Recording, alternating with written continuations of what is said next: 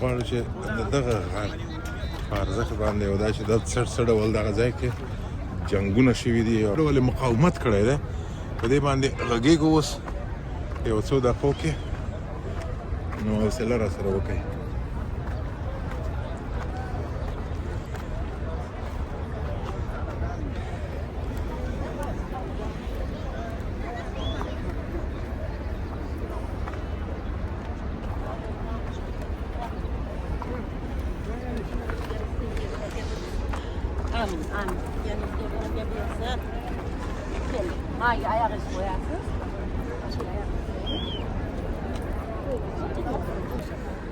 سلام علیکم، بیا هم ستړي مشئ.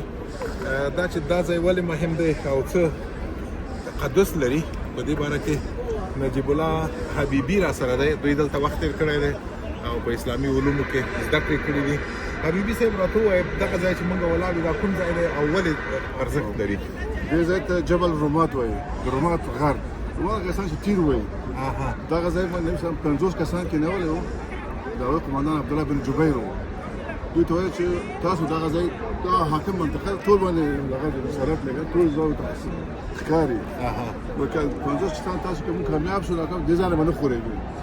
کله چې جنګ شروع شو مسلمانان دغه ځای کې وو. دې خوا ته مسلمانان او مثلا فوج دې خوا ته وو.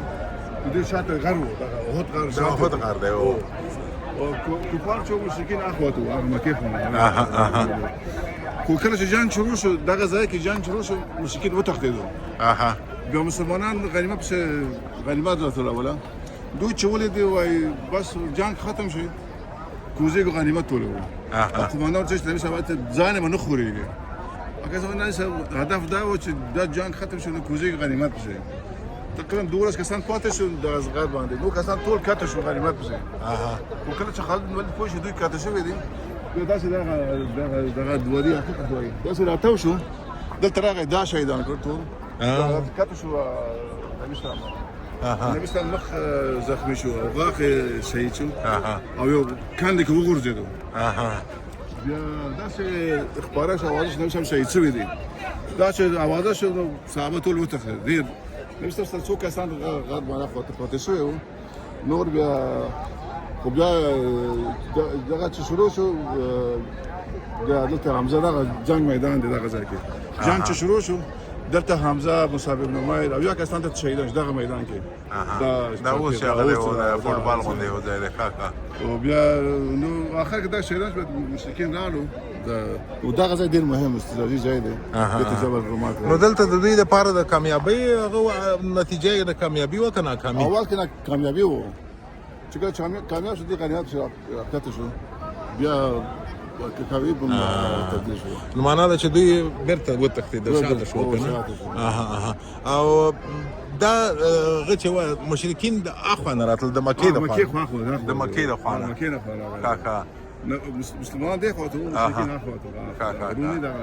هغه لرې هغه چې هغه غره نه دې خوا ته هغه ونې چې دغه ځای د دې ځای مشرکین ځای د دې نه اخوا مکه وه.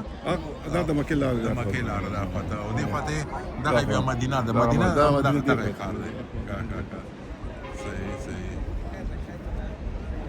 او د احد د غره په باره کې هم راته ووایه. احد غر دا غر دی. نبي صاحب وایي چې دا احد د جنت د غرونو یو غر دی جنت. او داسې غر دی چې دا موږ سره مینه کوي او دوی دې سره مینه کوي. ډېر مثالونه نبي صاحب ورکړي. کله چې وایي چې څوک جنازې ته راشي د احد په غر په اندازه ورته اجر دی. دا د احد غر دی ډېر غر دی.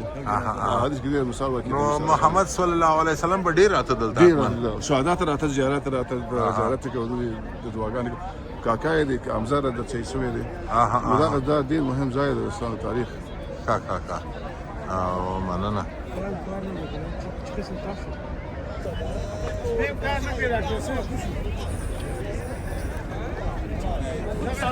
Puta, puta.